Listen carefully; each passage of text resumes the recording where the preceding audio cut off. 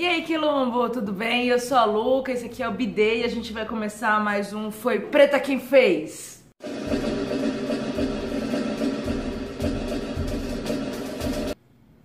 Eu sei que eu tô atrasada com esse vídeo, mas vocês precisam entender que, tipo, essa semana foi a semana do 8 de março. Nós colocamos milhares de mulheres nas ruas. Eu acho que foi o maior 8 de março que eu ajudei a organizar desde, sei lá, 2008, 2007. Foi muita gente, foi lindo. Foi maravilhoso e eu tava, tipo, muito estourada por conta dessas coisas todas. Eu ainda tô um pouco dolorida até agora por conta das 4 horas de ato que a gente fez. Mas tá aqui, esse Foi Preta que fez e ele é muito especial. E antes da gente começar esse vídeo, você já pega e se inscreve aqui embaixo no botão vermelhinho. Clica no sininho pra não perder nenhuma vídeo novo aqui do canal, ok? E deixe seus comentários sobre quais listas de mulheres pretas importantes nessa história e na sociedade vocês querem ver por aqui, porque eu tô fazendo várias pesquisas. E nesse março a gente vai ter uma programação muito especial nesse Foi Preta Quem Fez, porque a gente só vai falar de pretas que formaram política, ativistas revolucionárias, e esse é o primeiro vídeo deste março que só vai trazer mulheres que ajudaram a mudar o mundo, mulheres negras que ajudaram a mudar o mundo. A primeira mulher do que eu vou falar é a Sanit Belair. Ela foi uma revolucionária haitiana. Eu tô falando dela porque a gente fala muito pouco aqui no Brasil sobre a Revolução Negra que aconteceu no Haiti. Foi importantíssima, inclusive para pensar os processos que tiveram de revoltas e afins aqui no Brasil, né?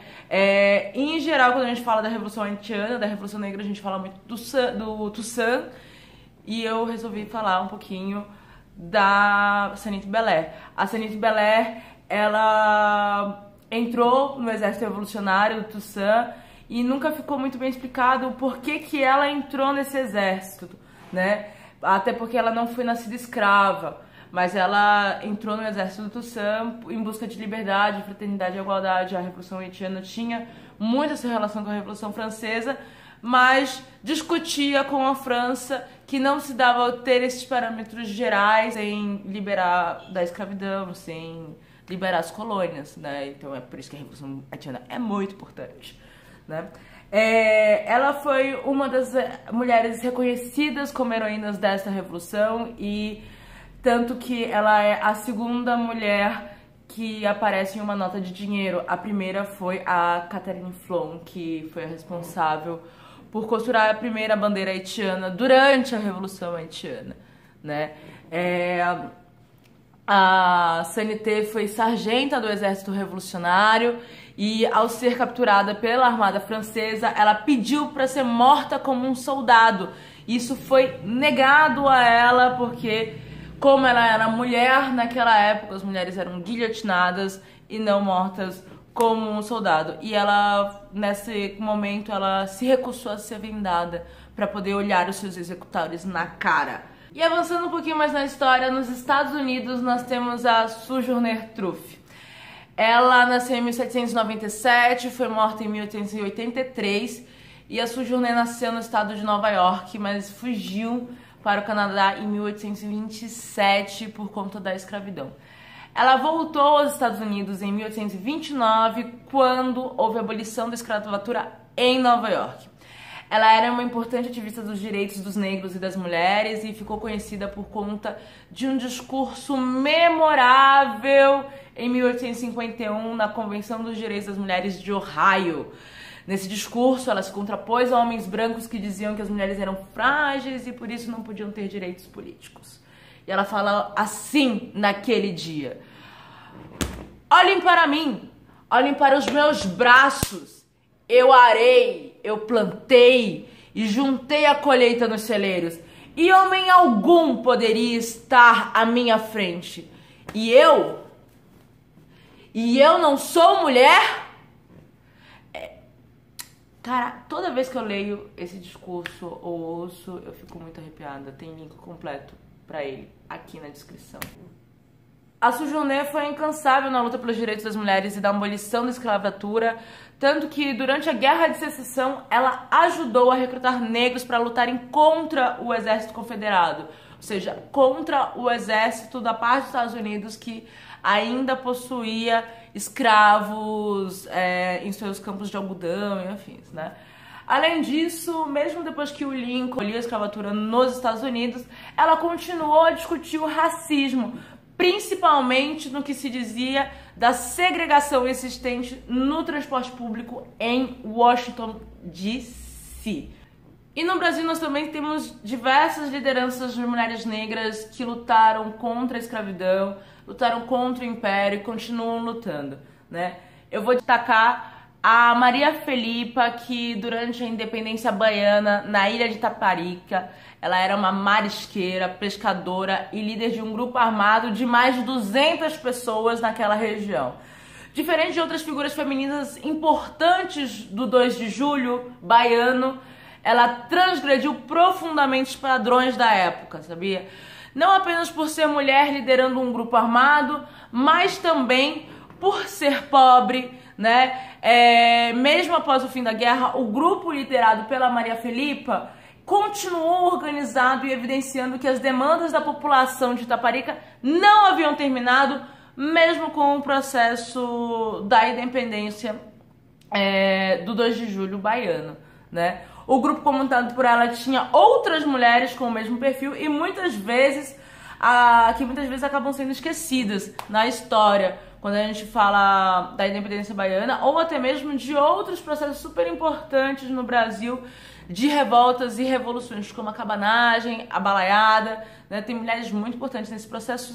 Uma outra mulher muito importante na luta por direitos, e aí a gente vai falar sobre direitos da população LGBT, né? Foi a Marsha P. Johnson. Ela era uma mulher negra e travesti e estava na Batalha de Stonewall. Na verdade, ela era uma das principais lideranças desse processo nos anos 70, né? No 28 de junho, que hoje marca o Dia Internacional do Orgulho LGBTQ.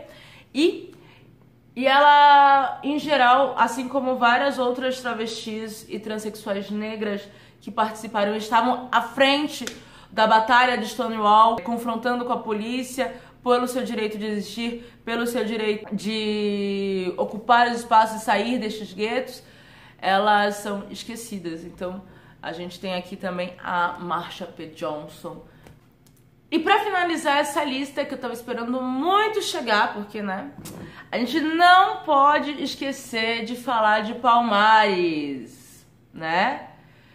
Nós faremos Palmares de novo. E eu quero falar da Cotirene. Ela foi uma das primeiras mulheres a habitar o Quilombo de Palmares, sendo assim a matriarca daquele espaço de resistência importantíssimo na nossa história, né? Ela exercia o papel de mãe e conselheira dos primeiros negros refugiados na cerca real dos macacos. E mesmo quando o Ganga Zumba assumiu a liderança do Quilombo de Palmares, ela não perdeu a função de conselheira e era consultada sobre todos os assuntos, de questões familiares aos temas político-militares.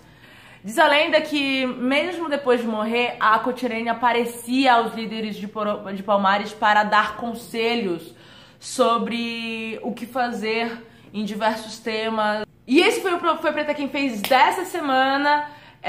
Ressaltar que durante todo esse março, esse programa só irá falar sobre mulheres negras que ajudaram a mudar o mundo, intelectuais negras que formularam política, e tem gente pra caramba. Cada vez que eu faço uma pesquisa sobre algum tema para trazer nesse espaço aqui, eu me deparo com muitas mulheres negras fazendo várias coisas, e durante todo o período histórico que a gente tem aí em vários países diferentes, né? Toda a pesquisa está linkada aqui nas descrições. Não esquece de dar o seu troféu joinha nesse vídeo para fortalecer esse quilombo aqui. E também se inscrever no canal, acionar o sininho para não perder nenhum dos vídeos do canal, para saber sempre quando tem novidade por aqui, né? Eu vou deixar vídeos aqui que eu acho que vocês vão gostar. E a gente volta semana que vem com mais vídeos. Tem muita coisa rolando por aí, ok? E é isso, gente. Março é o nosso mês. Vamos se aquilombar e vamos tocar luta, porque eles não produzem sem a gente. Ainda mais nós, mulheres negras, que A gente tá aí sendo a mula do mundo faz muito tempo e as pessoas precisam entender disso. É isso. Até semana que vem.